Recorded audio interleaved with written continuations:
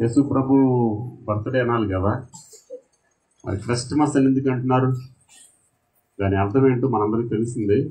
Christmas అంటే దాంట్లో అర్థం ఉంది, 2 మాటలు ఉన్నాయి కదా, క్రైస్ట్ మాస్.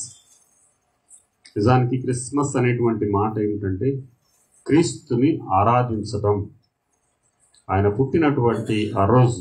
క్రైస్ట్ మాస్ అంటే ఆరాధన, క్రైస్ట్ అంటే యేసు ప్రభు, యేసు ప్రభుని ఆరాధించేటువంటి విషయం.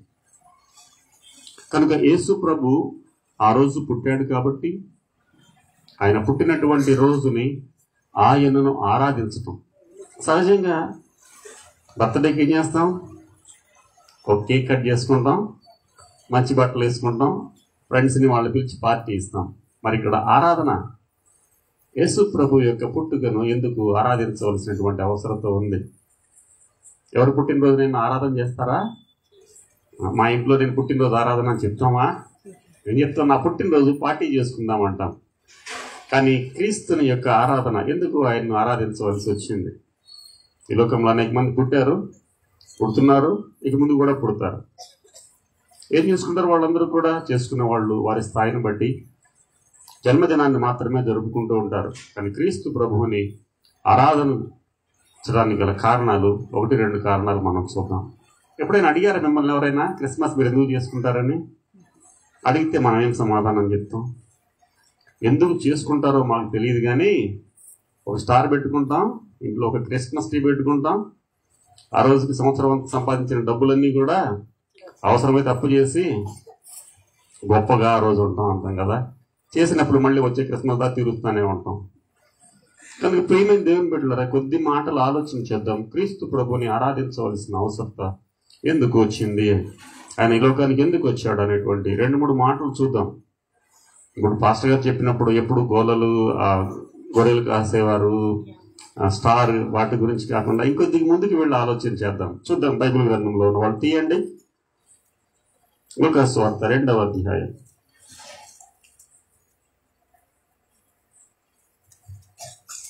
10వ వచనం చదవండి.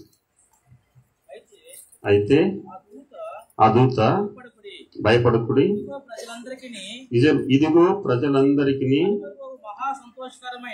కలుగవు మహా సంతోషకరమైన సువర్తమానము నేను మీకు తెలియచేయుచున్నాను.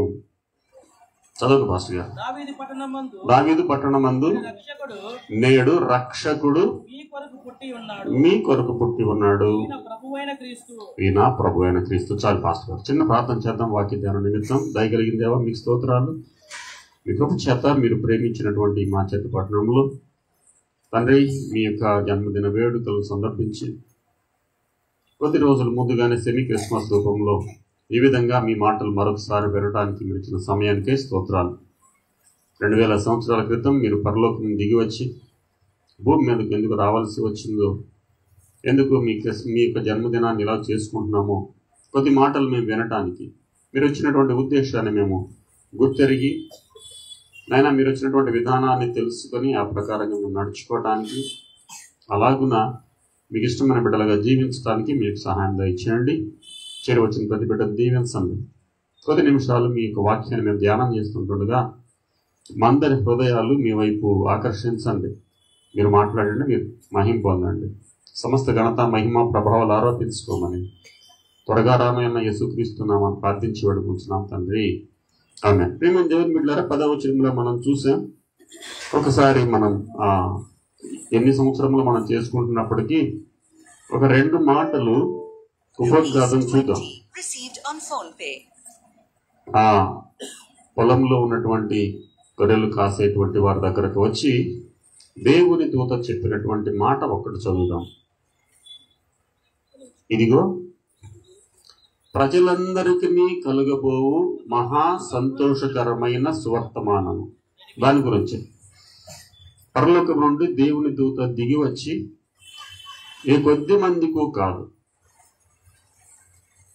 నేను కొద్ది మాటలే మీ దృష్టికి తీసుకొస్తాను, ప్రజలు అందరికీ, సర్వలోకంలో ఉన్న ప్రతి మనుషునికి కూడా కలగబోయేటువంటి సువర్తమానము. వర్తమానం అంటే సమాచారం, సువర్తమానము అంటే మంచి సమాచారము.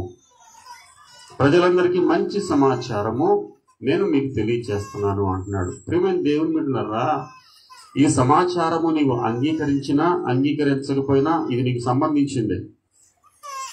ఇది నాకు కాదు అనుకొని వెళ్ళిపోయినప్పటికీ కూడా ప్రభు అయితే ఏ కొద్ది మందికో కాదు, సమస్త భూమి మీద ఉన్నటువంటి సమస్త మానవాళికి ఇచ్చినటువంటి సమాచారం. నువ్వు దాన్ని తీసుకోవచ్చు, తీసుకోకపోవచ్చు, వినొచ్చు, వినకపోవచ్చు. ఏమిటి ఆ సమాచారం అంటే పాస్టర్ గారు, సువర్తమానము నేను మీకు తెలియచేయుచున్నాను.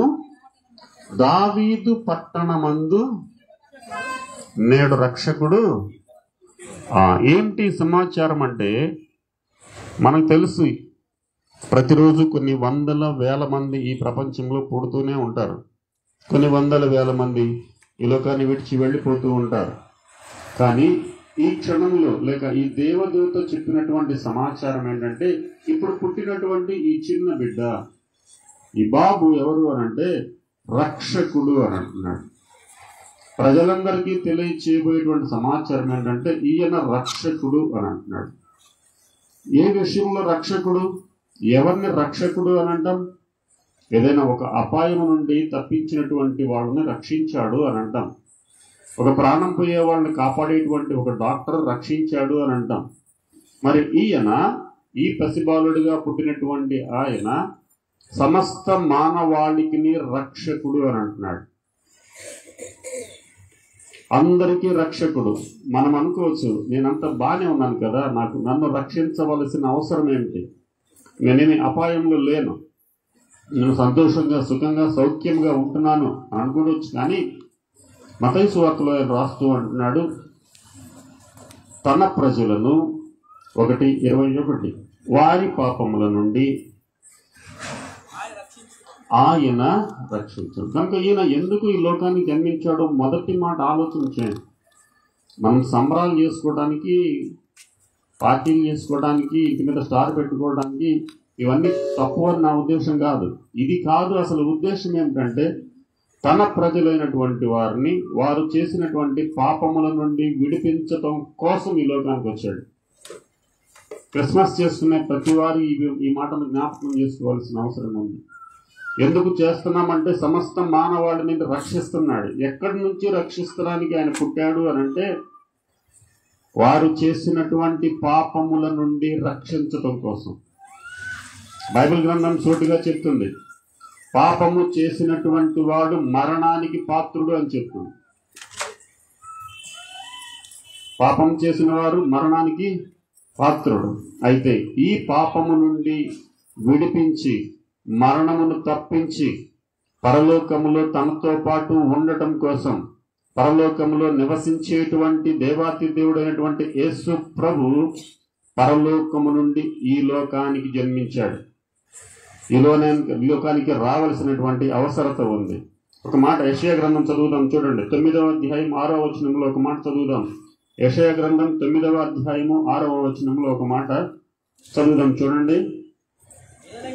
ఏలయనగా మనకు శిశువు పుట్టెను, మనకు కుమారుడు అనుగ్రహించబడెను, ఆయన భుజాల మీద రాజ్యభారముండెను, ఆశ్చర్యకరుడు, ఆలోచనకర్త, బలవంతుడైనటువంటి దేవుడు, నిత్యుడగు తండ్రి, సమాధానకర్తయగు అధిపతి అని అతనికి. ఎవరు పుట్టిన వాళ్ళు ఎలాంటి వాళ్ళు?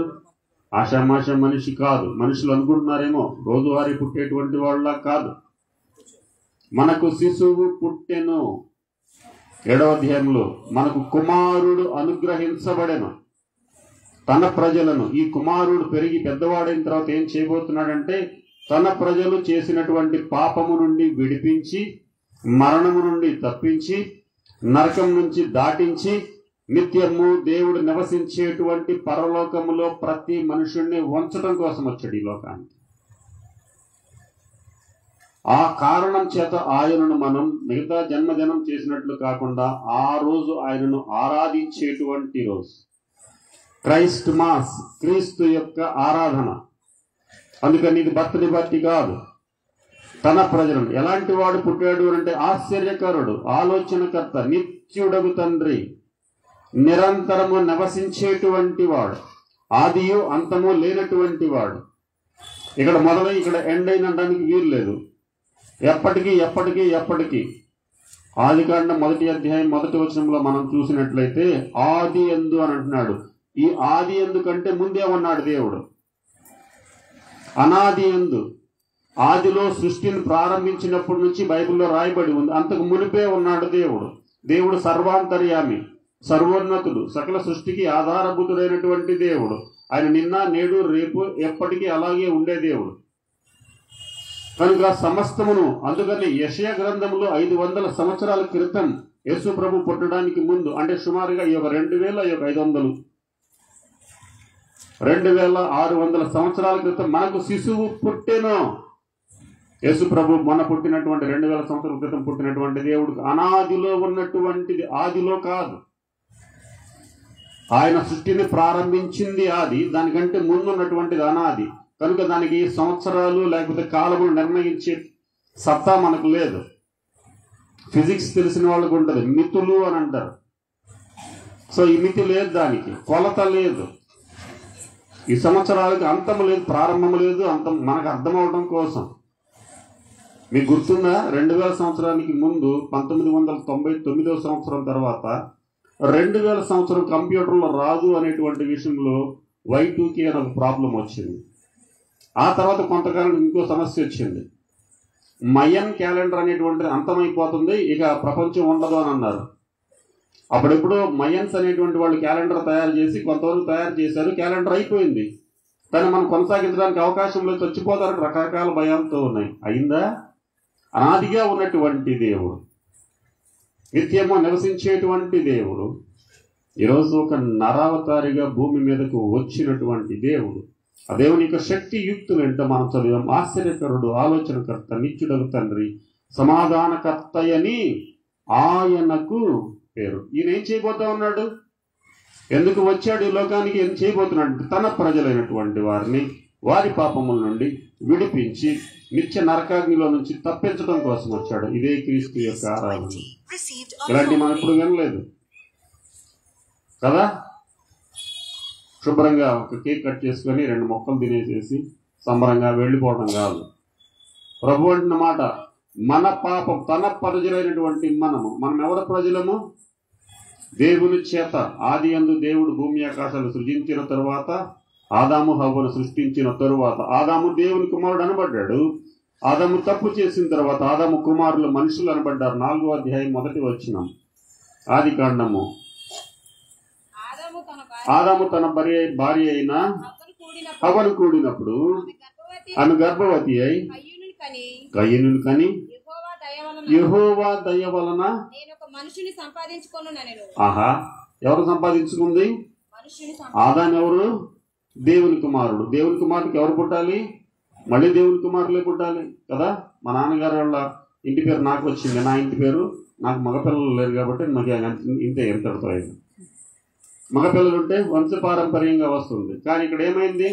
ఆ పేరు పోయింది, దేవుని కుమారుడు అని. ఎందుకు పోయింది అని అంటే మాట వినలేదు. రాత్రి వేళ అడుగుతూ ఉన్నాం, ప్రభు మనతో మాట్లాడుతున్నాడు, దేవుని మాట వింటున్నావా? దేవుడు చేయమన్నది నీవు చేస్తున్నావా? దేవుడు నీ కోసం జన్మించాడు అని క్రిస్మస్ రోజు ఎప్పుడైనా ఆలోచన చేసావా? క్రీస్తు ఎక్కడో పుట్టాడో మనకు సంబంధం లేదనుకుంటున్నావా? యేసు ప్రభు నా కోసమే, నా పాపముల కోసమే పుట్టాడు అని ఏ క్షణమైనా ఆలోచన చేసావా? ఆశ్చర్యకరుడు, ఆలోచనకర్త, నిత్యుడగు తండ్రి ఎందుకు పుట్టవలసి వచ్చింది? గొప్ప దేవుడు, ఆది అంతము లేని దేవుడు, సర్వశక్తి గల దేవుడు, సర్వాధికారి అయినటువంటి దేవుడు ఎందుకు మనుష్య రూపంలో రావాల్సి వచ్చింది? ఎప్పుడైనా ఆలోచన చేసావా? అటువంటి దేవుడు తన ప్రజలు, తను సృష్టించినటువంటి ప్రజలు తన మాట వినకుండా మాట తప్పి నరకానికి వెళ్ళిపోతుంటే వారిని రక్షించటం కోసం దేవాతి దేవుడు, ఆకాశము తన సింహాసనము, భూమి తన పాదపీఠము. మీ ఇంట్లో పెట్టేసుకుంటే ఎలా ఉంటుంది చెప్పండి? మీ పెద్ద ఇంట్లో అలాంటివి భూమి. అలా కాదు, వర్ణించడానికి అంతకంటే మాటలు రాలేదు. అది వర్ణించలేము. ఆయన యొక్క దైవత్వాన్ని వర్ణించేటువంటి పరిస్థితి లేదు. మాకు తెలిసినటువంటి ఈ చిన్న జ్ఞానంలోనే అది వర్ణించడానికి ప్రయత్నం చేశారు. కానీ వీళ్ళన్నిటికీ అతీతుడైనటువంటి దేవుడు. కనుక ఆ దేవుణ్ణి మన కోసం వచ్చాడు కాబట్టి, నా పాపముల నిమిత్తమై, నా అపరాధాల నిమిత్తమై చనిపోవటానికి వచ్చాడు. అప్పుడప్పుడు ఈ టీషర్ట్ల మీద కుర్రపిల్లలు, మన యవనస్తులు రాసుకుంటా ఉంటారు. ఏంటది? Born to fly, Born to win. నేను పుట్టింది ఎందుకంట? ఎగరటానికి. నేను పుట్టింది ఎందుకు? జయించడానికి. కానీ బోర్న్ టు డెత్, చనిపోవడం కోసమే పుట్టినటువంటి దేవాతి దేవుడు. ఎందుకు పుట్టాడు అంటే సమస్త మానవాళి యొక్క పాపములను పరిహరించి, నరకం నుండి వారిని తప్పించి, దేవుడు ఉండే స్థలమైనటువంటి పరలోకంలో తన ప్రజలను ఉంచడానికి పుట్టాడు. అందుకోసమే క్రైస్ట్మస్, క్రీస్తు యొక్క ఆరాధన. అందుకోసమే ఆయన ఆరాధన చేయబోతా ఉన్నాం. ప్రియమైన దేవుని బిడ్డలారా, దేవుడు ఎందుకు దిగి రావాల్సి వచ్చింది మనిషిగా అంటే, ఈ రాత్రి దేవుడు నా కోసం దిగి వచ్చాడు నా పాపాల నిమిత్తం అని నీవు గుర్తెరిగితే, that is the real Christmas. అది నిజమైనటువంటి నీ హృదయంలో, నీ కుటుంబంలో, నీ సంఘములో నిజమైన క్రిస్మస్ నువ్వు జరుపుకుంటున్నట్టు. ఇది నాకు సంబంధం లేదు, ఇది ఇంకొకరికి మరొకరికి అని అనుకుంటే ఎన్ని క్రిస్మస్లు చేసినా ప్రయోజనం లేదు. ప్రభు చెప్తున్నటువంటి మాట 2-3 మాటలు చూద్దాం. చూడండి, యెషయా గ్రంథం 7వ అధ్యాయము 14వ వచనం ఒకసారి చూడండి. యెషయా గ్రంథం 7వ అధ్యాయము 14వ వచనం. కాబట్టి ప్రభువు తానే ఒక సూచన మీకు చూపును, ఆలకించుడి. కన్యక గర్భవతి అయి కుమారుని కని అతనికి ఇమ్మానుయేల్ అని పేరు. ఇమ్మానుయేల్ అంటే దేవుడు మనకి. ఎప్పుడైనా ఆలోచన చేశారా నాకెవరు తోడు లేదని? చాలా మంది అంటారు, నాకేంటే నా బంధుజనం వాళ్ళు వీళ్ళు ఉన్నారు అని. బైబిల్ గ్రంథంలో చాలాసార్లు చాలా మంది దైవజనులు, చాలా మంది వ్యక్తులు అన్నారు, నేను దావీదు మహారాజు తన భార్యలు ఉన్నారు, పిల్లలు ఉన్నారు, రాజ్యం ఉంది అని. ఏమంటాడంటే, నేను ఒంటరి వాడను, నేను ఏకాకిని, నేను బాధపడేటువంటి వాడను. ప్రభు అంటున్నాడు ఇమ్మానుయేల్ అంటే నేను నీకు తోడుగా ఉంటాను అని అంటున్నాడు. ఎంతవరకు? యెషయా గ్రంథంలో అంటున్నాడు ముదిమి వచ్చు వరకు నేను ఎత్తుకుంటాను అంటున్నాడు. ఆ తర్వాత ఇప్పుడు మా నాన్న దగ్గరికి వెళ్ళి, మా నాన్నకి 72 సంవత్సరాలు, నాన్న నన్ను ఎత్తుకో అంటే ఏమంటాడు? కాడిలాగా పెరిగావు, నాకంటే ఎత్తు పెరిగావు, నేను ఎత్తుకోవడం వింటాను నిన్ను కదా, అంతే అంటాడా? రారా ఎత్తుకుంటాను అంటాడా? ఏమంటాడు? ప్రభు అంటున్నాడు ముదిమి వచ్చు వరకు నీకు ఎవడు తోడున్నా లేకపోయినా, ముసలివాళ్ళ దగ్గరికి వెళ్ళి అడగండి, ఏమ్మా ఎలా ఉన్నా ఉంటారు, నన్ను పలకరించేవాళ్ళు ఎవరున్నారులే బాబా కదా, రోజు వచ్చి నన్ను పలకరిస్తున్నారంటారా? ఏదన్నా అడిగావనుకో ఇసుకుంటున్నారు బాబా నన్ను. ఏంటంట? ఎవరన్నా అమ్మ బాగున్నావా అంట, కూర్చో.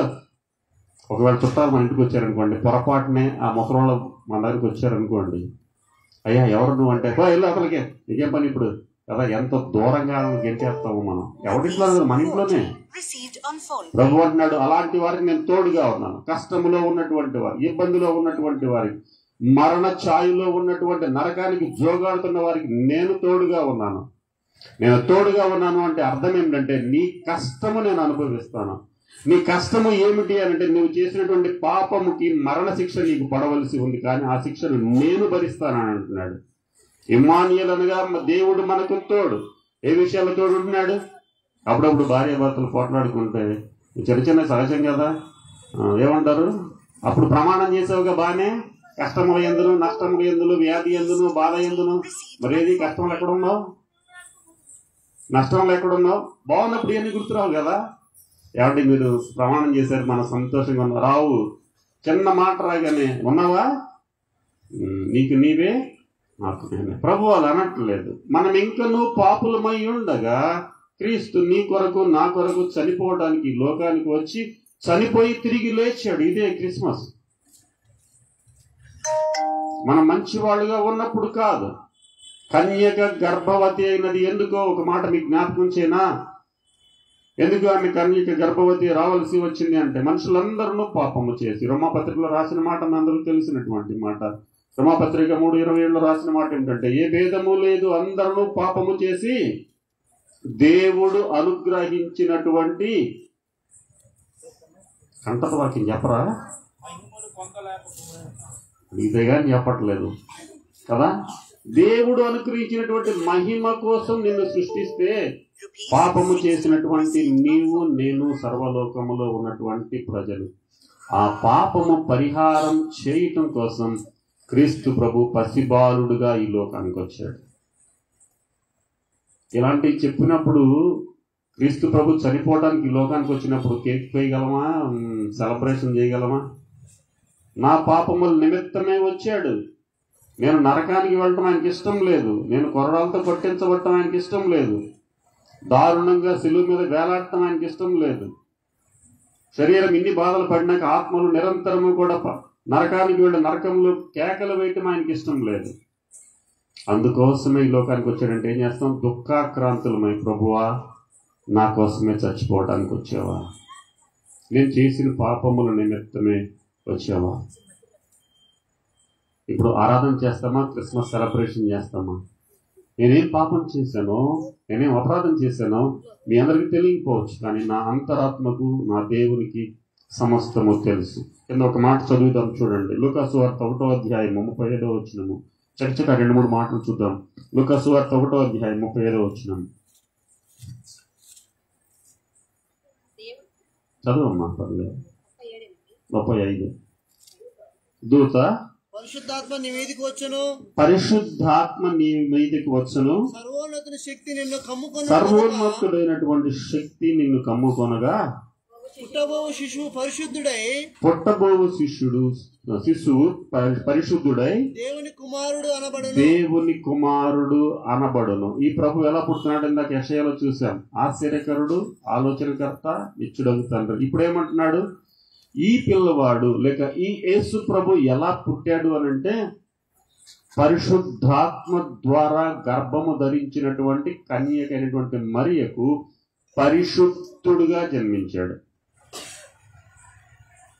ఎందుకు క్రీస్తును ఆరాధించాలి అనంటే యేసు క్రీస్తు యొక్క పుట్టుకలో పాపము లేదు. ఇంకొద్దిగా వివరణగా చెప్పుకున్నాం. తల్లికి తండ్రికి పుట్టినటువంటి ఏ భేదము లేదు. మనుషులందరూ పాపము చేసి దేవుడు అనుగ్రహించు మహిమను పొందలేకపోతున్నటువంటి సమయంలో ఒకవేళ వివాహమైనటువంటి వారికి కనుక జన్మిస్తే వారిరువురి పాపము ద్వారా ఈ లోకానికి రావాల్సి ఉంటుంది. ఒక పాపము చేసిన వ్యక్తి మరొక పాపములో ఉన్న వారిని బయటకు తీసివేయలేరు. కాబట్టి ఎలాంటి రక్తము కావాలి? పరిశుద్ధమైన, నిష్కల్మషమైన, నిర్దోషమైన పావన రక్తము కావాలి.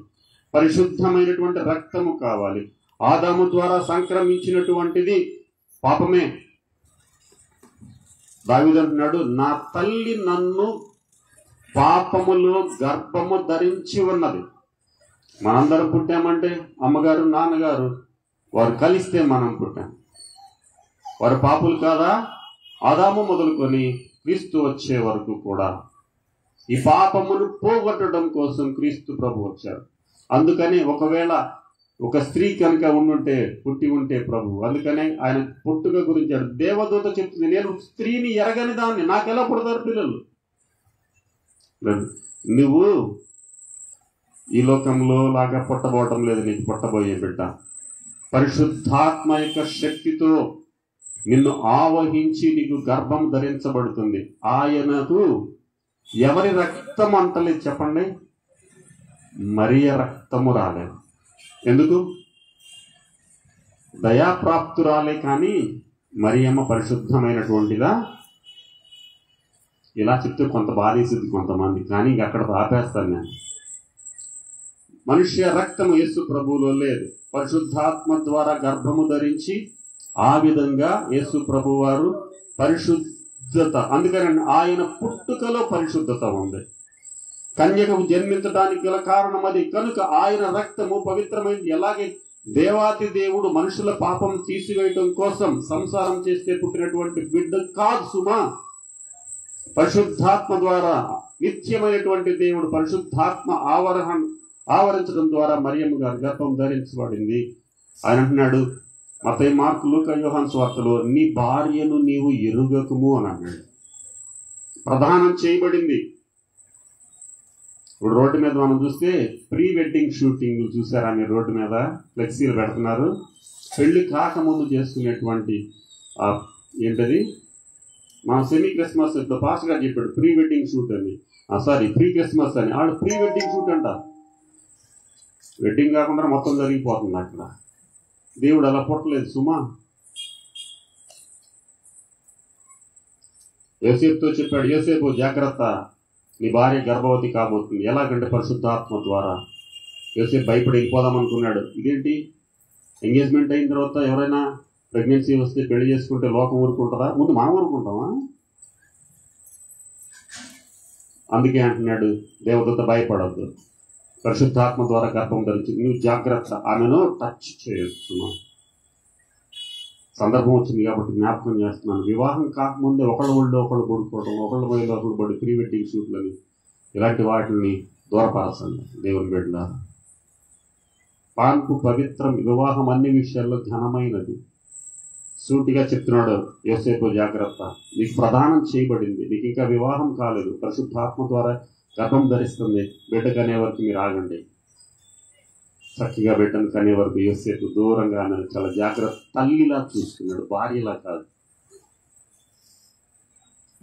ఆ విధంగా పుట్టినటువంటి దేవుడు, పరిశుద్ధమైనటువంటి రక్తముతో పుట్టినటువంటి దేవాతి దేవుడు నీ కోసం నా కోసం సమస్త మానవాళి యొక్క పాపములు పరిహరించడం కోసం, తన రక్తాన్ని కార్చడం కోసం ఈ లోకంకి వచ్చినటువంటి ఆ సందర్భమే క్రిస్మస్.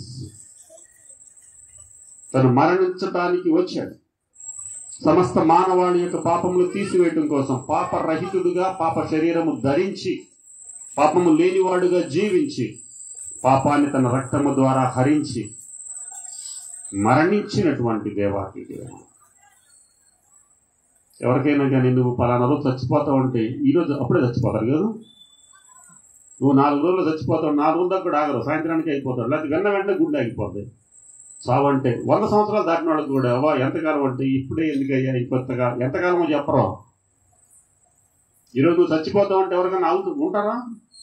నేను పుట్టింది అందుకోసం అని అంటే ప్రభు అంటున్నాడు, ఆయన పుట్టినది మొదలుకొని తన మరణము కోసం సమస్త మానవాళి యొక్క భారము భరించడం కోసం. అర్థమయ్యేలా చెప్పిన ఒక మాట, అప్పుడప్పుడు మనం పేపర్లో చూస్తూ ఉంటాం, ఎవరైనా కొన్ని తప్పులు చేసినప్పుడు న్యాయస్థానాలు వాళ్ళకి 200 సంవత్సరాలు 200-300 సంవత్సరాలు శిక్ష వేస్తారు. నిజానికి ఈ జీవితం అంతా 100 ఏళ్ళు బతికితే గొప్ప, మరి ఎందుకు వేస్తున్నారు అంత శిక్ష? అంత ఘోరం చేశాడని కదా. చదివినప్పుడు మనకి జైలు శిక్ష అంటే 14 ఏళ్ళు వేస్తే లైఫ్ అంటారు. కొన్నిసార్లు చచ్చిపోయిన దాకా ఉరి తీయండి. ఎందుకు ఇలా చేస్తున్నారంటే వాళ్ళు చేసినటువంటిది చిన్నది కాదు పాపం. ఒక వ్యక్తికి పాపము చేస్తే 200 ఏళ్ళు 300 ఏళ్ళు జైలు శిక్ష వేయమని అక్కడ న్యాయశాస్త్రం చెప్తా ఉంటే, ఒక మనిషి చేసిన దానికి ఈ సమస్త మానవాళి చేసిన పాపాలకు శిక్ష ఎంత భారంగా ఉంటుందో ఆలోచన చేయండి. ఇంత భారాన్ని భరించటం కోసం పవిత్రుడైనటువంటి దేవుడు వేదన పడుతున్నాడు. అనుక్షణం బైబిల్ గ్రంథంలో రాయబడుతుంది, ఆయన వాడుకు చొప్పున సాయంత్రం వేళ ఒలీవల కొండ ప్రార్థనకి ఎందుకు వెళ్ళంటే సిద్ధం చేసుకుంటున్నాడు. ఇంత భారాన్ని భరించడం కోసం. ఒక వ్యక్తి భారమే భరించలేం, భారం దాకా ఎందుకు, పక్కనుంటే భరించలేం, పక్కన కూర్చుంటే భరించలేం, వాళ్ళ వాసన భరించలేం, వాళ్ళ నీడ భరించలేం. మనం వాళ్ళు వస్తే నేను రాను, ఆడి కూర్చుంటే నేను కూర్చున్నాను, ఆడన చోటు ఆడికి బస్సు నేను ఎక్కను. దేనికి? ఎంతమంది పాపములు భరించడం ఎంత దారుణమైనటువంటి ఒక మనిషి యొక్క శిక్షను భరించడం ఆ మనిషికే చేతగానప్పుడు సమస్త మానవాళి యొక్క పాపమును ఆ శిక్షను భరించడం కోసం ప్రతిరోజు తనను సిద్ధం చేసుకుంటున్నాడు దేవాతి దేవుడు. ఆ క్రీస్తు ప్రభు నీ కోసం నా కోసం పుట్టాడు. ఇదే నిజమైనటువంటి క్రిస్మస్. ఆయన సాధారణ ఎంజాయ్ చేయడానికి రాలేదు ఈ లోకానికి, హాయిగా బతకడానికి రాలేదు ఈ లోకానికి. సమస్తము సృష్టించినటువంటి సృష్టికర్త అయినటువంటి దేవాతి దేవుడు, సర్వాంతర్యామైనటువంటి దేవుడు, సకల ఆశీర్వాదాలకు కారణమైనటువంటి దేవుడు ఎందుకు వచ్చాడు అని అంటే, దాసుని స్వరూపమును ధరించి కొరడాలతో కొట్టించుకొని. చాలా మంది అంటారు ఆయన దేవుడు కదా దిగి రావచ్చు, దిగి వచ్చేస్తాడు. కానీ నేను ఎక్కడికి వెళ్తాం? ఆయన ఒక క్షణం పని. ఎక్కడికి వెళ్తాం? సమస్త మానవాళి రక్షించబడాలంటే దాన్ని ఆయన భరించాల్సిందే. దిగి రావడం చాలా ఈజీ ఆయనకి. ఎందుకంటే ఈ సమస్త సృష్టిని సృష్టించిందే ఆయన. ఆదికాండం 1వ అధ్యాయంలో మనం చూస్తాం, ఆయన ఆత్మరూపిగా ఉన్నప్పుడు జలముల మీద దేవుని ఆత్మ అల్లాడుచుంది. అప్పుడు ఆయన సృష్టిని ప్రారంభించాడు. సృష్టిని ప్రారంభించిన దేవుడికి ఎంత సులువు నుంచి దిగిరావడం చేత కదా? చేతగా కాదు సుమా. ఆయన దిగి వస్తే నీకు నాకు రక్షణ లేదు. అందుకని ఆయన అంటున్నాడు, తన ప్రజలను వారి పాపం నుండి విడిపించడం కోసం పరలోకము నుండి దిగి వచ్చిన దేవుని గొర్రెపిల్ల. ఆయన భరిస్తేనే, ఆయన త్యాగం చేస్తేనే, ఆయన రక్తం కారిస్తేనే, ఆయన శరీరం అంతా గాయపరచబడితేనే, శరీరంలోని ఆఖరి రక్తబొట్టు కూడా కార్చబడితేనే ఈ సమస్త మానవాళికి శుభవర్తమానము. ఒకవేళ ఆయన అలా చేయకుండా నాకెందుకు ఈ దెబ్బలు, నాకెందుకు ఈ బాధలు, నేను దేవుడిగా ఉంటాను అనుకుంటే సమస్తమైనటువంటి మానవాళి ఆదాము మొదలుకొని అందరూ నరకాగ్నికి వెళ్ళవలసిన వారైనారు. కింద మాట చదువుతాను చూడండి. యోహాను సువార్త 3:17 చదవండి ఒకసారి. యోహాను 3:17 లోకము తన కుమారుని ద్వారా రక్షణ పొందుటకే కాని లోకమునకు తీర్పు తీర్చుటకు దేవుడు ఆయనను లోకములోనికి పంపాడు. ప్రియమైన దేవుని బిడ్డలారా, ఆలోచించిస్తారా? ఎందుకు ప్రభు ఈ లోకానికి వచ్చాడు? యేసు ప్రభు వచ్చాడంటే లోకములో ఉన్న వారిని రక్షించుట కొరకు. నిన్ను నన్ను రక్షించడానికి వచ్చాడు కానీ ఆయన శిక్షించేవాడు. అందుకని బైబిల్లో ఆయన పేరు ఏముందంటే దేవుడు ప్రేమ స్వరూపి. ఎవరు? God is love. నిన్ను నన్ను రక్షించడం కోసమే సిలువలో వేదన పడ్డాడు. నిన్ను నన్ను రక్షించడం కోసమే మొహం మీద ఉమ్మేస్తే తుడుచుకొని కూడా తుడుచుకోవాలా. నేను అప్పుడప్పుడు చెప్తూ ఉంటాను, కింద వేసినటువంటి కింద ఉమ్ము వేస్తే మన ఉమ్ము మనకే చిరాగ్గా అనిపిస్తుంది కదా. మనం ఉమ్మి వేస్తే నోట్లో ఉన్నంతసేపు బాగానే ఉంటుంది, దాన్ని ఉమ్మి వేసిన తర్వాత చూస్తే మనకే చిరాగ్గా ఉంటుంది. ఉమ్మేసేవాడు ఇంట్లో మధ్యలో పెట్టుకుంటాడా? ఇంట్లో బయటికి పోయి నిద్రపోయాడు కూడా లేచి బయటికి పోయి బాత్రూంలో లేకపోతే ఎక్కడో వేసేసి వస్తారు. అలాంటిది పరమ దుర్మార్గముగా రోమా సైనికులు కొడుతూ ఉంటే ముఖమును ఉమ్మి వేయించుకుంది ఎవరి కోసం? నీ కోసం. మాత్రం త్యాగం చేయలేవా? క్రిస్మస్ అంటే త్యాగం. ప్రభు అంటున్నాడు, ఈ నా కుమారుని ఎందుకు పంపించాను ఈ లోకానికంటే సమస్త మానవాడిని రక్షించటానికి పంపించాను. ఒకవేళ తీర్పు తీరిస్తే బైబిల్లో ఉన్న సంఘటన మీ దృష్టికి తీసుకుంటానా? యేసు ప్రభు వారి లోకంలో జీవించినటువంటి సందర్భంలో ఒక స్త్రీని తీసుకొచ్చి, ఆ స్త్రీ ఈమె వ్యభిచారం చేసింది, మోషే ధర్మశాస్త్రం రాళ్లతో కొట్టమని చెప్పింది అని కదా. మోషే ధర్మశాస్త్రం అలాగే చెప్పింది. మరి అప్పుడు ప్రభువారు ఏం చెప్పారు? మోషే ధర్మశాస్త్రం అలా ఉందా, శిక్ష వేయమన్నాడా? ఎంత ప్రేమ స్వరూపి అయిన దేవుడు ఏమన్నాడు? మీ అందరికి తెలిసిన మాటే కదా అది. ఏమంటున్నాడు? మీలో ఎవ్వడు పాపం చేయలేదు. ఫస్ట్ రాయి అక్కడ ఒక మంచి మాట రాయబడి ఉంది, చిన్నలు మొదలుకొని పెద్దవాళ్ళ దాకా వచ్చారంట. నాకు పాస్ గారు చెప్పారు, అన్ని విషయాలు మనకు తెలుసు కానీ ఫాలో అవ్వం. పిల్లలకేం తెలుసు? అప్పుడు చిన్న పిల్లలు మొదలుకొని పెద్దవాళ్ళు వాళ్ళకు రాళ్ళు తీశారట ఆమెను కొట్టడానికి. మనం చాలాసార్లు అనుకుంటాం పిల్లలకి ఏం తెలియదు అనుకుంటాం. అలా అనుకోవటం మన అమాయకత్వమే. సెల్ ఫోన్ ఇచ్చి చూడండి, దాంట్లో మనకు తెలిసింది ఒకటైతే వాడికి 1,00,000 తెలుస్తాయి సెల్ ఫోన్లో సెట్టింగ్లు అని అంటున్నాడు. అమ్మా చూడండి అన్నప్పుడు వాళ్ళు ఎవరు ఏం చేశారు? ఎవడు చేసింది వాడికి అంతరాత్మలో కనపడుతుంది. అందరూ వెళ్ళిపోయినాక ఆయన తలెత్తి చూసి, అమ్మా నిన్ను ఎవరో శిక్షించలేదా? ఏమంటున్నాడు? మన ఊర్లో ఎవరైనా తప్పు చేసిన వాళ్ళని అమ్మ అయ్యా అంటావా? ఆడు దొంగ అండి, ఆడు దొంగ ఎదవా, ఆడు అట్టంటోడు, ఇది ఎట్టంటోడు, అది అట్టాంటిది, ఇది ఎట్టాంటిది. ఈయన ఏమంటున్నాడు? రక్షకుడు, రక్షించడు. అమ్మా నీ మీద ఎవరు రాయలేదా? నిన్ను ఎవరు శిక్షించలేదా? అయితే నేను కూడా ప్రభు ఎంత దయాళుడు, రక్షించే స్వభావం ఇదే, సహించేటువంటి స్వభావం ఇదే, త్యాగం చేసేటువంటి స్వభావం ఇదే. నేను నిన్ను శిక్షించనమ్మా, వెళ్ళిపో. నేను శిక్షించడానికి నా కుమారుని పంపలా. నా కుమారుని ఈ లోకానికి ఎందుకు పంపాను క్రీస్తు ప్రభుని అని అంటే ఈ లోకాన్ని రక్షించడానికి, శిక్షించడానికి. ఒకవేళ ఆయన పంపించుంటే మనం ఇలా కూర్చునేవాళ్ళం కాదు ఈరోజు. ఆయన శిక్షించేవాడైతే ఆయన శిక్షిస్తాడు. ఎప్పుడు అని అంటే రెండవ రాకడలో వచ్చినప్పుడు డెఫినెట్గా శిక్షిస్తాడు. ఇప్పుడు మనం క్రిస్మస్ గురించి మాట్లాడుతున్నాం కాబట్టి ఆయన రక్షించటానికి వచ్చి తన కార్యం ముగించి మరణించి తిరిగి లేచి వెళ్ళాడు. రెండవ రాకడలో వచ్చినప్పుడు డెఫినెట్గా శిక్షిస్తాడు. అందుకని రక్షించటానికి వచ్చినటువంటి దేవుడు ఈ లోకంలో మనం ఉండగానే క్రీస్తు ప్రభు రెండవ రాక మునిపే ఆయన క్రిస్మస్ ని ఆరాధనను గుర్తు చేసుకుని నా పాపముల నిమిత్తమై పంపించబడినటువంటి యేసు ప్రభు యొక్క మాట ప్రకారంగా నేను జీవిస్తాను అని జీవించటమే, ఒక నిర్ణయం తీసుకోవటమే నిజమైనటువంటి క్రిస్మస్. క్రీస్తు ప్రభుని హృదయంలో చేర్చుకోకుండా, నీ కుటుంబంలో చేర్చుకోకుండా, నీ బ్రతుకు మార్చుకోకుండా కనుక ఉన్నట్లయితే నీవు క్రిస్మస్ ఒకవేళ ఎలా చేస్తావు? ఇంట్లో స్టార్ ఉండొచ్చు, బెలూన్స్ పెట్టుకోవచ్చు, బిర్యానీ వండుకోవచ్చు, బట్టలు కొనుక్కోవచ్చు. అది నిజమైన క్రిస్మస్ కాదు. మనకు తెలుసు కదా, మాస్లమణి గారు రాశారు, క్రీస్తు జన్మించే లోకాన అందరికీ, క్రీస్తు ఉదయించే హృదయాన ఎందరికి. ఇక్కడ నుంచి వెళ్ళబోయే ముందు ప్రశ్న వేసుకోండి. ఎన్ని క్రిస్మస్లు, మనకి ఎంత వయసు ఉందో అన్ని క్రిస్మస్లు జరుపుకుంటూ వస్తూనే ఉన్నాం. మనం గుడికి వెళ్ళినా వెళ్ళకపోయినా, మీటింగ్కి వెళ్ళినా వెళ్ళకపోయినా మన ఇళ్లలో క్రిస్మస్లు జరుగుతూనే ఉన్నాయి.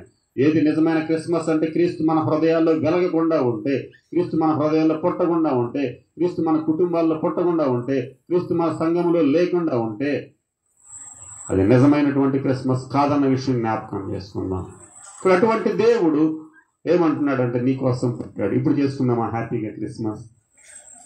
ప్రభువా, నా కోసమే నువ్వు పుట్టావు, నన్ను రక్షించటం కోసం పుట్టావు. ఎలాంటి దేవుడో మనం చూసాం, ఆశ్చర్యకరుడు, ఆలోచనకర్త అని చూసాం. అలాగే ఆయన పుట్టుక ఎలాంటి తెలుసు? పరిశుద్ధమైన. ఆయన అంటున్నాడు, నేను నాలో పాపం ఉన్నదని ఎవడైనా చెప్పగలడా అని అన్నాడు. ఛాలెంజింగ్ గా బ్రతికాడు. చాలాసార్లు మనం అంటాం టెంప్ట్ అయిపోయాం. ఏమైపోయామంట? నేను వద్దన్నాను కానీ మా ఫ్రెండ్స్ బలవంతంగా, నువ్వు వద్దంటే బలవంతం లాక్కెళ్తారా కదా, నువ్వు కాదు అనుకుంటే ఏ పనైనా. అందుకని ఆయన మంచి యవ్వన కాలంలో పరిశుద్ధమైనటువంటి పుట్టుక, పరిశుద్ధమైనటువంటి జీవన విధానం కొనసాగించి పరిశుద్ధముగా ఈ లోకంలో జీవించటం సాధ్యమే అని చూపించడం కోసం ఈ లోకానికి వచ్చాడు. చూపించాడు. నాలో పాపం ఉందని ఎవరైనా చెప్పగలరా అని ఛాలెంజ్ చేసి, ఎవరు తలకాయి నేను అన్నాను అనుకోండి, మీకు తెలియపోవచ్చు కానీ నేను మా ఇంటికి వెళ్తే మా పిల్లల్ని, నా భార్యని, మా అమ్మని నన్ను అడిగితే ఆడా కదా, అందరికంటే ముందు భార్య ఇంకా బాగా చెప్పింది కదా. ఆహా, మన చరిత్ర మొత్తం పెళ్లి కాకముందు కూడా తెలుసుద్ది వాళ్ళకి. ఎట్లా తెలుసుద్దో నాకు అర్థం కాదు. మనం పుట్టిన కాడ నుంచి అమ్మలు కూడా సరిగ్గా తెలియదు, అమ్మ నాన్నకు కూడా. ఇక వాళ్ళ చెత్త విప్పితే అంటే ప్రభు అన్నటువంటి మాట ఏంటి అంటే వీటన్నింటిని పట్టించుకోవట్లేదు. నువ్వు ఎలాంటి వాడు ఏమిటో పట్టించుకోవట్లేదు. కానీ మనం ఇంకా పాపులమై ఉన్నప్పుడు మన కోసం చనిపోవడానికి వచ్చినటువంటి క్రీస్తు ప్రభు యొక్క పుట్టుకను మీ హృదయంలో ఈరోజు యేసు ప్రభు పుట్టాలని నేను ఆశపడుతున్నాను. క్రిస్మస్ కేక్లోనో, ఇంట్లోనో, లేకపోతే బిర్యానీలోనో కాదు, కానీ మన హృదయాల్లో క్రీస్తు ప్రభు. 2-3 మాటలు చూసేసి నాకు ఇవ్వబడిన సమయంలో నేను ముగిస్తాను. నేను కంగారు పడాల్సిన పని లేదు. రైట్, చూద్దాం. మరొక మాట చూద్దాం. చూడండి, మత్తయి సువార్త 2:2 చదువుదామా? కాబట్టి ఆ ప్రభువుని మనం ఏం చేయాలో మనం ఆలోచన చేద్దాం. చదవమ్మా.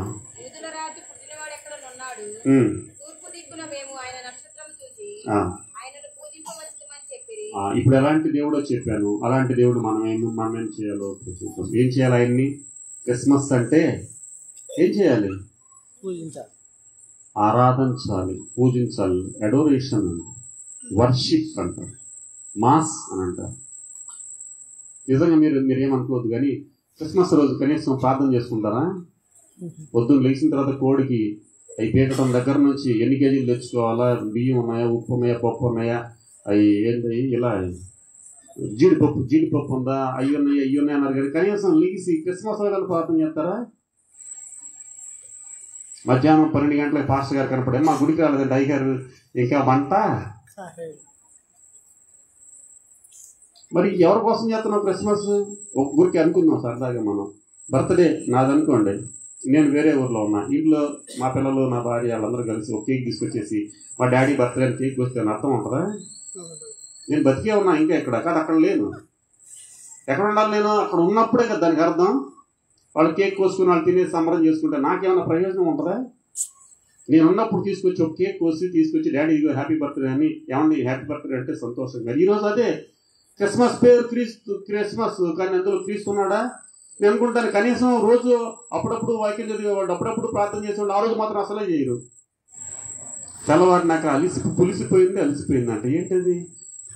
క్రిస్మస్ పోయింది మళ్ళీ తెల్లవారినాక అప్పులు తీస్తే ఏమైనా అన్నాం అనుకో పొరపాటున మేము ఒక 5,000 సంవత్సరం ఒకటేలో వచ్చేది పండగ ఏమవుతాయేంటి? ఉన్న కుదరలో గుడికెళ్ళు, ఆ ఒక్కరోజన్నా ప్రార్థన చేయి, ఆ ఒక్కరోజన్నా బైబుల్ చదువు, ఆ ఒక్కరోజన్నా యేసుప్రభు నా కోసం పుట్టాడను. ఇంకొంతమంది ప్రతి వారం వెళ్తారు, ఆ వారం ఒక్కరోజే, ఈ ఒక్కరోజేలా అయ్యారు. ఇంకా క్రిస్మస్ చేయటం వల్ల ప్రయోజనం ఏంటి అంటే, తూర్పు దేశం నుండి జ్ఞానులు దాదాపు 2 సంవత్సరాలు నడుచుకొని వచ్చారు. ఏమంటే చూడలేదు, మీకు తెలుసు కదా ఆ విషయం. క్రీస్తు ప్రభు పుట్టినాక పశువుల తొట్టులో చూడలేదు జ్ఞానులు, అందరూ తెలిసిన మాట అది. వాళ్ళు దారి వెతుక్కుంటూ 2 సంవత్సరాల లోపు ఆయన ఇంటికి వచ్చి చూశారు. ఏమంటున్నారు? మేము ఎందుకు వచ్చామనంటే, మేము ఆయనను ఆరాధించడానికి వచ్చాం. మీరు కోప్పడొద్దే. ఎందుకు వచ్చారు మీరు అందరూ చెప్పండి. ఇప్పుడు ఎందుకు వచ్చారా మీరు? వీళ్ళకి ఇళ్ళు ఏం చెప్తారంటే, మా పాస్టర్ గారు స్కిట్లు ఏమంటారు, మేము పాటలు పాడాలి, మేము దేవుని వాక్యాలు చెప్పాలి, కంఠద వాక్యాలు చెప్పాలి కదా, అదేగా మన సంబరం. మా స్కూల్లో అదే అంటారు. సార్ నేను మా స్కిట్ చూడటానికి వస్తారా మా చర్చికి? మీరు ఎన్ని చర్చికి కానీ పోయేది నేను మాత్రం. పిల్లలు అందరూ ఒక్కొక్క రోజు ఒక్కొక్క సెమీ క్రిస్మస్లో ఉన్నాయి మా పిల్లలు, మా స్కూల్లో పిల్లలందరికీ. నేను రాలేనంటే వాళ్ళంతా మూతి ముడుచుకుంటున్నారు. మాకు అదే సంబరం మా పిల్లలందరికీ. మరి మీరు కోప్పడద్దే. మళ్ళీ పాస్టర్ గారిని ఏమనకండి, ఊరికి అడుగుతున్నాం మనలో మన మాట. ఎందుకు వచ్చినట్టు? సెమీ క్రిస్మస్ చేసుకున్నాం, మంచి విషయం, దేవుని మాటలు వినడానికి వచ్చాము. అయితే నేను ఒక మాట మీద ఆ ప్రశ్న ఆలోచించేద్దామా? తూర్పు దేశ జ్ఞానులు నక్షత్రాన్ని చూసి, నక్షత్రాన్ని ఫాలో అవుతూ వచ్చి ఆయన చూసి, మధ్యలో చాలా విషయాలు జరిగినాయి, అటు జోలికి వెళ్ళట్లేదు నేను. వచ్చి ఆయనను పూజింపవచ్చి తిని. రాత్రి ఎలాగూ మీరు వచ్చారు, 2 పనులు చేయండి. ఒకటి, మీ హృదయంలోనికి యేసు ప్రభువుని ఆహ్వానించండి. ఆ తర్వాత ఆయనను ఆరాధించండి, మనసారా ఆరాధించండి. పాట పాడతారు కదా, స్తుతి పాట పాడతారు. అయ్యారు, ఏం పాట అది?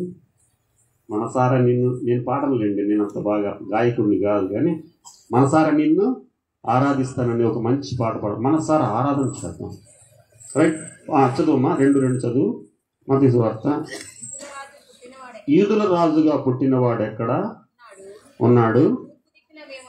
తూర్పు దిక్కున ఆయన నక్షత్రం చూచి ఆయనను పూజింప వచ్చి తిని అని చెప్పారట. కనుక మనందరము పాస్టర్ గారు పిలిస్తే వచ్చారు సెమీ క్రిస్మస్కి. ఆయన ఆరాధన చేద్దాం ఈ రాత్రి వేళ. ఆయన ఆరాధిద్దాం ఈ రాత్రి అనుకోబాకండి, కొనసాగిద్దాం. ఆయన వచ్చే వరకు ఆయన ఆరాధించడానికి మనం ఒక నిశ్చయం చేసుకుందాం ఈ సెమీ క్రిస్మస్ రోజు. ప్రభువా, నా కోసమే దిగి వచ్చావు, రక్షకుడిగా వచ్చావు, పవిత్రుడిగా పుట్టావు, పవిత్రమైన జీవనం కొనసాగించావు. జ్ఞానులైనటువంటి వాళ్ళు పూజించడానికి వచ్చారు. గొర్రెల కాపర్ల గురించి కూడా ఒక మాట తీసుకొని వస్తాను. ఆయన గొర్రెల కాపర్లు విని వచ్చి చూచి ప్రచురం చేశారు. జ్ఞానము కలిగినటువంటి జ్ఞానులు ఏం చేశారంటే, వచ్చి చూసి ఆరాధించడానికి వచ్చినటువంటి జ్ఞానులు ఆయన చూసి అత్యానందముతో ఆయన ఆరాధించి కానుకలు సమర్పించారు. మీరేం కంగారు పడద్దు, మీ కానుకలు ఏం అడగట్లేదు, మీ హృదయమే కానుక ఇవ్వమని చెప్పడం నా ఉద్దేశం. ఇక్కడ జ్ఞానులు వచ్చారు, మనందరికీ తెలిసిందే, ఇవన్నీ కూడా నేను మీకు చెప్పాల్సిన అవసరం లేదు. జ్ఞానులు వచ్చారు, ఏమేమి ఇచ్చారో తెలుసు కదా. జ్ఞానులు ఏం తెచ్చారు? బంగారం, సాంబ్రాణి, బోళం. బంగారం ఎలాంటి బంగారం అనుకుంటున్నారు? నెంబర్ 1 బంగారం. మీరు బంగారం కొనడానికి వెళ్తే షాప్లో వాళ్ళు ఏం చెప్తారు? ఈ ప్రపంచంలో నా షాప్ కంటే ఇంక మించింది నెంబర్ 1 బంగారం, నెంబర్ 2 బంగారం అని చెప్పారా మీకు? 72వ అధ్యాయంలో రాసినటువంటి మాట, షేబా దేశపు బంగారము విలువైనటువంటిది, శ్రేష్టమైనటువంటి బంగారం తీసుకొని వచ్చారు. ఇది దేనికి అంటే, ఆయన రాజుగా, యూదుల రాజు అని రాయబడి కదా. ఆయన మరణించేటువంటి సమయంలో, ఆయనకు తీర్పు తీర్చేటువంటి సమయంలో అంటున్నారు, నీవు యూదుల రాజువా అంటే ఏమన్నాడు? నీవు అన్నట్లే నేను యూదులకు రాజు, అంత మాత్రమే కదా, రాజులకు రాజు. మేము దేవుని బిడ్డలు ఎందుకు ఈ మాట జ్ఞాపకం చేస్తున్నానంటే, రెండవది వాళ్ళు తెచ్చినటువంటిది ఏంటది? బంగారం తర్వాత ఆయన రాజు అని ఆయన కోసం తెచ్చారు. సాంబ్రాన్ని ఎవరికేస్తారు? అది నాకు తెలుసు, నేను అనబోతున్నాను, మీరు అన్నే అన్నారు. బాలింతలకు గదేసేది ఎంత దేవుడా, స్తోత్రం. ఆయన నిజమే సుమా, మనకు తెలిసింది అదే. మరి మనం ఏం చేయాలి? తప్పేం కాదు తల్లి, మంచి విషయం. ఏంది మనకు తెలిసింది? సాంబ్రాన్ని ఎప్పుడు కొంటాం? ప్రెగ్నెన్సీ మన ఇంట్లో ఆడపిల్లని మనం తెచ్చుకొని పురుడు పోసిన తర్వాత ఇక రోజు ఎందుకు వేస్తారో తెలుసా? ఫోన్ ఏదన్నా మీరేమనుకుంటే చెప్తారు. పురిటి కంపు రాకుండా ఉంటా, పిల్లవాడి కోసం కాదు, మనవాడు మామూలు కాదు. సో ఎందుకు ఇది తెలియజేస్తుందంటే దేవుని ఆరాధించేటువంటిది. ధూప దీప నైవేద్యాలు అంటారు కదా. ఈ యేసు ప్రభు ఈ లోకానికి రాక మునుపు ధూప ద్రవ్యములు బలి అర్పించేటువంటి సమయంలో ఆదికాండం 9వ అధ్యాయంలో, మీరు తర్వాత ఇంటికి ఇప్పుడు చదవబాకండి, ఇటు వినండి. నోవహు పడవలో నుంచి బయటకు వచ్చిన తర్వాత బలిపీఠం కట్టి ఒక చిన్న గొర్రెపిల్లను అక్కడ బలి ఇచ్చినప్పుడు దేవుడైన యెహోవా ఆకాశం నుండి ఇంపైన సువాసనను ఆఘ్రాణించెను అని రాయబడింది. అవి ఇప్పుడు మన ప్రార్థనలుగా మార్చబడినాయి. మళ్ళీ ఇంటికి వెళ్ళి సామాన్లు కొనాల్సిన పనేం లేదు. ఇక సాంబ్రాణి పైకి వెళ్ళాలి అంటే చేయాల్సింది ఏంటంటే మోకరించి ప్రార్థన చేయటమే. కాబట్టి ఇక్కడికి వస్తున్నాం మనం. రెండవది ఏంటి అంటే ఆయన రాజులకు రాజు అనేటువంటి సాదృశ్యంగా వాళ్ళు బంగారం తెచ్చారు. ఆ తర్వాత ఆయన దేవాతి దేవుడు అని తెలియచేయటంకో సాదృశ్యంగా అంటాం కదా. నేను అంత చెప్పినాడికి అర్థమై సావట్లేదు. డైరెక్ట్ చెప్పినప్పుడు కొన్నిసార్లు ఎగ్జామ్స్ జరుగుతున్నాయి పిల్లలకి, క్వార్టర్లీ ఎగ్జామ్స్ జరుగుతున్నాయండి. అంటే ఇప్పుడు క్వార్టర్లీ అంటలేదు, ఏదో పేరు మారినా అదే రకరకాల పేర్లు. ఒక క్లాస్ టీచర్ ఉన్నారు, క్లాస్లో ఇంకొకళ్ళు వచ్చారు. పిల్లలకి ఇప్పుడు ఆన్సర్లు చెప్పాలి. చెప్తే ఆ మాస్టర్ ఊరుకోడు. ఇక ఈ మాస్టర్ ఏమో చాలా స్ట్రిక్ట్. నేనేమో నా పిల్లలకి ఏమైనా చెప్పాలనుకుంటున్నాను. ఆల్రెడీ ముందే చెప్పుకున్నా. ఒకటోది ఇట్లా అంటాను రా, ఏంటంటే ఒకటోది మాస్టర్ అటు తిరిగినప్పుడు అయినా అర్థమై సావట్లేదు. ఏది సార్ 4 7 చూపిస్తున్నారు అంటున్నాడు. ఎవరు ఇంకాడేం చెప్తాం? ఇక ఏబిసిడి 4 కదా, ఏబిసిడి ఆల్రెడీ అయిపోయింది ముందే ట్రైనింగ్. ఏబిసిడి 4 సార్, 4 లేదు సార్ ఇక్కడ అంటే ఆడికి మనం ఏం చేయగలుగుతాం? ఇక ఇలాగే ఉంది పరిస్థితి. అందుకని నేనేమంటున్నాడంటే సాదృశ్యంగా ఆయన రాబోయేటువంటి అనుభవించబోయేటువంటి విషయాన్ని సమస్తం కూడా జ్ఞానులు కాబట్టి మూడవది ఏం చేస్తున్నారంటే, మూడవది ఏంటి? బోడం దేనికి అంటే, అమ్మా నువ్వేమనుకోవద్దు, నన్ను తిట్టుకోపోదు, నువ్వు మంచిగా చెప్పావు, నేను నా ఉద్దేశం కూడా అదే. మనం పోట్లాడుకోవచ్చు సుమా. దేనికి అని అంటే ప్రియమైన దేవుని బిడ్డలారా, మీకు తెలుసు సుగంధ ద్రవ్యము అది. మీకు మమ్మీలు ఎప్పుడన్నా విన్నారా? మన ఇంట్లో మమ్మీలు కాదు, అక్కడ ఉండే మమ్మీలు. ఏంటయ్యి ఎక్కడ ఉంటాయి? పిల్లలు వీళ్ళు కాదు కానీ వీళ్ళు చెప్తారు మమ్మీ 1 2 3 4 ఉన్నాయి కదా మనకి. ఈజిప్ట్ వాళ్ళకి ఒక నమ్మకం ఉంది ఏంటంటే చచ్చిపోయిన వాళ్ళని దేవుడు మళ్ళీ వస్తాడు లేపుతాడని. అరే యేసు ప్రభు గురించి తెలియని వాళ్ళు కూడా తెలుసు మళ్ళీ లేపుస్తాం అనే విషయం మనకు తెలిసి తెలియట్లా. వాళ్ళు ఏం చేస్తారంటే చనిపోయినప్పుడు ఆ దేహం పాడైపోకుండా ఉండడం కోసం సుగంధ ద్రవ్యాలు పూసి ఆ సుగంధ ద్రవ్యాలతో ఒక బాక్స్లో పెట్టేసేసి దాని మీద పెద్దది కట్టారు. దాన్నే ఈజిప్ట్ మమ్మీలు అని అంటున్నారు. అంటే ఏదో ఒకనాడు లేస్తామనే నమ్మకం వాళ్ళకు ఉందంటే వాళ్ళంత తెలివిగల వాళ్ళు కాదు. చూడండి, మనకంటే బైబుల్ ఉంది కాబట్టి సరిపోయింది. మరి వాళ్ళకి ఎవరు చెప్పారు లేస్తారని? అప్పుడప్పుడు తీస్తున్నారు, తీసి చూస్తే వాళ్ళు అలాగే ఉంటున్నారు. అది కొద్దిగా బొక్కలకి లోపల పోతున్నాయి కానీ మంచి మాత్రం మళ్ళీ ప్రాణం వస్తే మళ్ళీ మామూలుగానే ఉంటారు మమ్మీలు. ప్రియమైన దేవుని బిడ్డలారా, ఎందుకు ఈ మాట అంతా చెప్తున్నాడు? సుగంధ ద్రవ్యములు మరణానికి సాదృశ్యం. దేవుని యొక్క మరణాన్ని చూపిస్తున్నారు. ఎంత చక్కగా ఉన్నాయో జ్ఞానులు. అందుకనే వాళ్ళ జ్ఞానులు అన్నారు. అందుకని బుద్ధి లేనివాడు బుద్ధి కలిగిన వాళ్ళు అన్నవాళ్ళు అదే. మనం ఆ తూర్పు దేశపు జ్ఞానులు తీసుకొస్తున్నారు. ఈయన యొక్క పుట్టుక, పెరుగుదల, మరణము మొత్తం కూడా వాళ్ళు తెచ్చినటువంటి కానుకల్లోనే కనబడుతున్నాయి. ఈయన రాజులకు రాజు, దేవాతి దేవుడు, సమస్త మానవాళ్ళ కోసం మరణించబోతున్నటువంటి దేవుడు. అంతేకాదు, ఎందుకు పోస్తున్నారు వాళ్ళు సుగంధ ద్రవ్యాలు? ఏదో ఒకనాడు లేస్తాడు. మమ్మీలు ఇప్పుడు కూడా కొంతమంది, మీకు తెలుసో లేదో, కొంతమంది చనిపోయిన తర్వాత దాచిపెడితే ఏదో ఒకరోజు మనుషులు చనిపోయిన వాళ్ళు లేకపోయేటువంటి దాన్ని కనుక్కుంటారని కొంతమంది చనిపోయిన వాళ్ళని సమాధి చేయకుండా ఉంచడానికి ప్రయత్నాలు చేస్తున్నారు. మానవుడు అన్ని కనుక్కున్నాడు, గుండె తీసి గుండె వేస్తున్నాడు, తలకాయ తీసి తలకాయ వేస్తున్నాడు, ఇక ప్రాణం ఒకటే మిగిలింది అనుకుంటున్నారు. అవుద్దా? అది దేవుని చేతిలో ఉన్నటువంటిది కదా. కానీ వాళ్ళ నమ్మకం. దీని బైబిల్ ఏం చెప్తుందంటే క్రీస్తు ప్రభు వచ్చినప్పుడు మరణాలు, ఆయన మరణానికి సాదృశ్యంగా, ఆయన తిరిగి లేపబడటానికి సాదృశ్యంగా వాళ్ళ బోళములు, సుగంధ ద్రవ్యం. అది సుగంధ ద్రవ్యాలు మనకి ఎంతసేపు సెంట్లే తెలుసు, మనకి డియోడ్రెంట్లు, సెంట్లు, స్ప్రేలే తెలుసు. కానీ అందులో సుగంధ ద్రవ్యాల్లో ఇది కూడా, బోళము కూడా ఒకటి. ఇది మరణానికి సాదృశ్యం. మరణించి తిరిగి లేవబోతున్నాడు. ఆ ప్రభువు యొక్క పుట్టుక అయినటువంటి దాన్ని క్రిస్మస్గా మనం చేస్తాం. ప్రియమైన దేవుని బిడ్డలారా, ఆ క్రిస్మస్ చేయడం వలన ఏం జరగాలో ఒక మాట చదివి నేను క్లోజ్ చేస్తాను. చూడండి, ఒకే ఒక మాట. తీతు పత్రిక 8వ అధ్యాయం 5వ వచనం, 3వ అధ్యాయం కదా, 3:5 తీతు పత్రిక.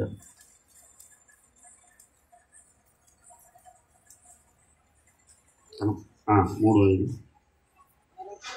మన రక్షకుడైన దేవుని యొక్క దయయు మానవుల ఎడల ఆయనకున్న ప్రేమయు ప్రత్యక్షమైనప్పుడు మనము నీతిని అనుసరించి చేసిన క్రియల మూలముగా కాక తన కనికరము చొప్పున పునర్జన్మ సంబంధమైన స్నానము ద్వారాను పరిశుద్ధాత్మ మనకు నూతన స్వభావము కలుగు చేయుట ద్వారా మనలను రక్షించును. చాలా పెద్ద వచ్చిన ముందు అదంతా నేను మళ్ళీ వివరణ ఇవ్వట్లేదు, కానీ ఒక మాటే చేస్తున్నాను. క్రీస్తు ప్రభువును నీ రక్షకుడుగా నీవు అంగీకరించినప్పుడు నీ స్వభావము మారిపోతుంది. అది చెప్తున్నాడు. పునర్జన్మ సంబంధమైనటువంటి స్నానము అనంటే బాప్తిసానికి సాదృశ్యము. పరిశుద్ధాత్మ ద్వారా ఒప్పించబడి రక్షకుడైనటువంటి యేసుక్రీస్తుని నీ స్వంత రక్షకునిగా అంగీకరించినప్పుడు నీలో నాలో జరిగే మార్పు ఏంటంటే నూతనమైనటువంటి స్వభావము. స్వభావం అంటే అప్పుడంతా ఇంగ్లీషే కదా. బిహేవియర్. ఆడి బిహేవియర్ నాకేమీ నచ్చలా. ఎవరి బిహేవియరు? ఎవరిదైతే మనకెందుకు, మన ఇంట్లో ఉన్న వాళ్ళది. బయట వాళ్ళతో మనకేం సంబంధం ఉంది? ఆడి బిహేవియర్ అస్సలు ఏమి. నీది ఎలా ఉంది? నాదే నా సూపర్, నా తర్వాత ఎవడైనా కానీ. ఇదే కదా మనం చెప్పేది, అంతేనా? ఇంట్లో తగాట ఎక్కడొచ్చుద్ది? నీ పద్ధతి ఏమో నాకు, మనం కొద్ది పద్ధతిగా మాట్లాడతాం కదా, నీ పద్ధతినేమో నాకు, నీ పద్ధతి నాకు నచ్చలా. మీ అమ్మ పద్ధతి నచ్చలా, మీ అమ్మ పద్ధతి నచ్చలా, మీ నాన్న పద్ధతి నచ్చలా, మీ నాన్న పద్ధతి నచ్చలా, మీ తాతది నచ్చలా కదా. ప్రభు అంటున్నాడు నూతనమైనటువంటి ఒక స్వభావము. ఆ స్వభావం మారటమే. ఇక్కడ క్రీస్తు ప్రభు వచ్చింది ఎందుకు అనంటే మన పాత స్వభావమును తీసివేసి నూతనమైన స్వభావమును ఇవ్వడం కోసం. అది ఎలా జరుగుతుంది? పరిశుద్ధాత్మ శక్తి ద్వారా ఒప్పించబడి యేసు ప్రభు నా కోసమే మరణించటానికి దిగి వచ్చాడు. దిగి వచ్చి బాలుడిగా జన్మించి పరిశుద్ధుడిగా జీవించి తన పవిత్రమైన రక్తము నా కోసం కార్చాడు. ఆ రక్తములో నా పాపములు కడిగి వేసుకొని నా స్వభావాన్ని మార్చుకుంటాం అనటమే నిజమైనటువంటి క్రీస్తు. క్రీస్తు ప్రభు వచ్చింది ఎందుకు అనంటే నన్ను రక్షించటానికి, తన ప్రజలను వారి పాపముల ద్వారా, వారి పాపముల నుండి విడిపించుటకు రక్షకుడు వచ్చాడు.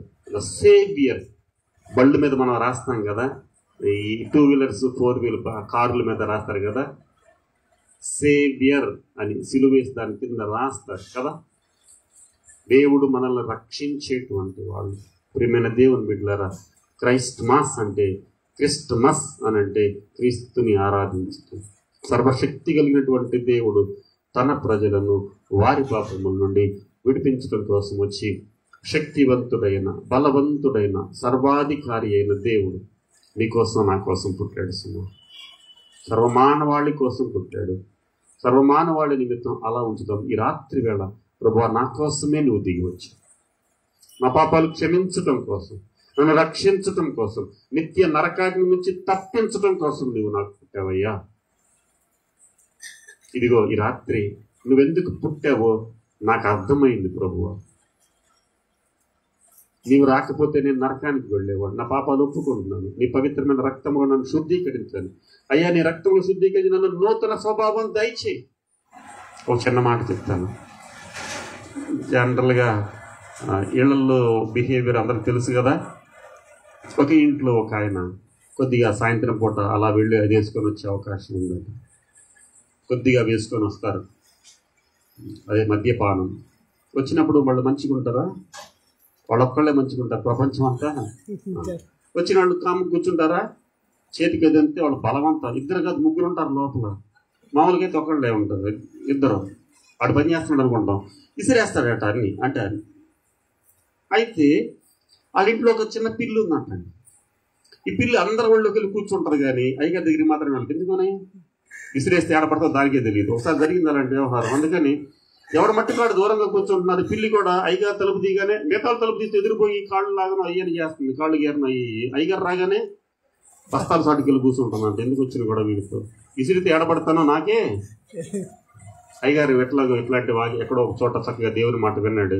వినిన తర్వాత అయ్యగారు అన్నీ మానేసి చక్కగా మంచిగా స్టడీగా పద్ధతులన్నీ మార్చుకొని చక్కగా దేవుని బిడ్డగా జీవిస్తూ ఇంట్లోకి వచ్చాడట.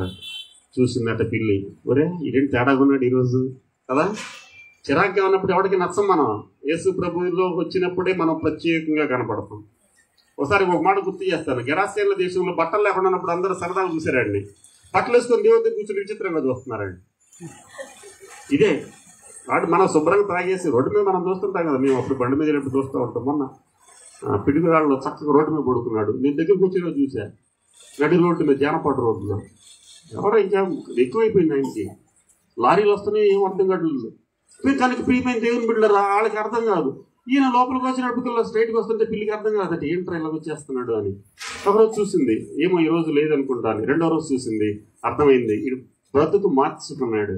ఇవన్నీ ఎందుకు చెప్తున్నానంటే, నువ్వు మారిన సంగతి నీ ఇంట్లో వాళ్ళకి కాదు, నీ ఇంట్లో ఉన్న కుక్కకి పిల్లికి కూడా తెలియాలా.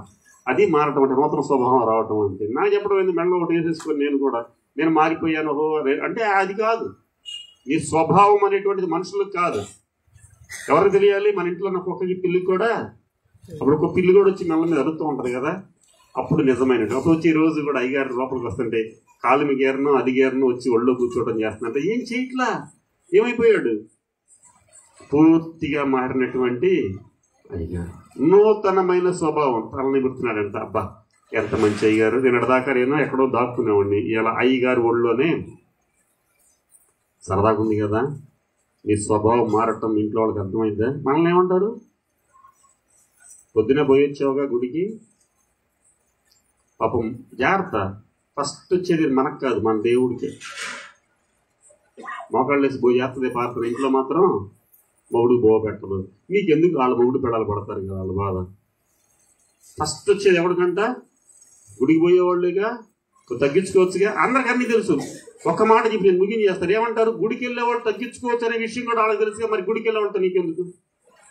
వాళ్ళు గుడికి పోయేవాళ్ళు మనకెందుకు అనుకుంటామా? గుడికి పోయేవాళ్ళు మంచిగా ఉండాలి, గుడికి పోయేవాళ్ళు తగ్గించుకోవాలనే విషయాలు అందరికీ తెలుసు, కానీ వాళ్ళ పక్కకు పోకూడదని వీళ్ళకి మాత్రం తెలియదు. కనుక మనకంటే వాళ్ళకి వాక్యం బాగా తెలుసు. మనం గుడికి వెళ్తే భర్త రాకపోతే భర్తకు బాగా తెలుసు మనకంటే, భార్య రాకపోతే భార్యకి ఎక్కువ తెలుసు ప్రసంగం. కాబట్టి మనం ఇంకా తగ్గి ఉండాలి, ఇంకా తగ్గి ఉండాలి స్వభావంతో. దావీదన్న ఒక మాట అంటున్నాడు, నేను చచ్చిన కుక్క వంటి వాడిని. కుక్క అంటేనే చచ్చిన కుక్క అంటే అర్థమైందా? వాడు ఎదవా ఏం చేసినా కదా తగ్గించుకొని మొహం మీద ఊపించుకున్నాడు దేవుడు, త్వరలంతా కొట్టించుకున్నాడు. అంతకంటే ఎక్కువ ఉందా మనకి? కనుక నూతనమైనటువంటి స్వభావము మనం ధరింపజేసుకోవాలనేటువంటి విషయాన్ని ఆయన జ్ఞాపకం చేస్తూ ఉన్నాడు. కనుక ప్రియమైన దేవుని బిడ్డలారా, అంటే రక్షకుడిగా వచ్చాడు. ఎక్కడి నుంచి రక్షించడానికి? తన ప్రజలను వారి పాపముల నుంచి. వచ్చినటువంటి దేవుని యొక్క శక్తి ఏంటి? సర్వశక్తిమంతుడు, సర్వోన్నతుడు, సకలము చేయగల సమర్థుడైనటువంటి దేవుడు, దాసుని స్వరూపము. ఎందుకు తగ్గించుకున్నాడు అంటే నిన్ను నన్ను రక్షించడం కోసం. ఎందుకు నిన్ను నన్ను రక్షించాలంటే దేవుని మాట వినలేదు. దేవుని మాట వినకపోతే నరకానికి వెళ్ళిపోతాం. నరకం వెళ్ళటం ఆయనకి ఇష్టమో లేదు. అందుకోసమని పాపానికి రావాల్సిన శిక్షను భరించడం కోసం వచ్చాడు. ఆయన వచ్చి ఏం చెప్తున్నాడు అంటే, నిన్ను ఏమీ మారమనట్లేదు, నీ స్వభావాన్ని మాత్రమే మార్చుకోమంటున్నాడు. ఆయన నూతనమైనటువంటి స్వభావమును ధరింపచేయడం. అందుకోసం యేసు ప్రభు ఈ లోకానికి వచ్చాడు. అందుకోసమే ఈ లోకానికి పసిబాలుడుగా పుట్టాడు. ప్రియమైన దేవుని బిడ్డలారా, ఈ సెమీ క్రిస్మస్ రోజు యేసు ప్రభు దగ్గర నీ పాపాలు ఒప్పుకుంటావా? ప్రభువా, నా కోసమే పుట్టావు, ఈ రోజు నుంచి నా స్వభావం నేను మార్చుకుంటాను ప్రభు, నా పద్ధతులు నేను మార్చుకుంటాను. ఎందుకంటే నా కోసమే గాయపరచబడటానికి ఈ లోకంలో పుట్టావు, నా కోసం మరణించావు, నా కోసం తిరిగి లేచావు, నా కోసం మరలా తిరిగి రాబోతున్నావు. నీవు వచ్చేలోపు నేను నా బ్రతుకుని మార్చుకున్నాను, ఆల్రెడీ మార్చుకున్నాను. ఈరోజు మళ్ళీ నేను ఒక మాట, మళ్ళీ ఇంకోసారి నీకు మాట ఇస్తున్నాను. ఇంకా స్వభావాన్ని నీ రూపంలోనికి మార్చుకుంటాను. కనుక ఈ క్రిస్మస్ దినాల్లో మనము యేసు ప్రభుని మన హృదయాల్లోనికి, మన కుటుంబాల్లోనికి, మన సంఘాల్లోనికి ఆయన ఉండి ఆయన ఎందుకు పుట్టాడో అనే విషయాన్ని జ్ఞాపకం చేసుకొని ఫలవంతమైనటువంటి క్రిస్మస్ జరిపించుకోవడానికి పరిశుద్ధాత్మ దేవుడు మనందరికీ కూడా తన కృపను అనుగ్రహించింది గాక. తల్లు చిన్న చిన్న ప్రార్థన చేసి సమయాన్ని పాస్ కల్పిస్తాను.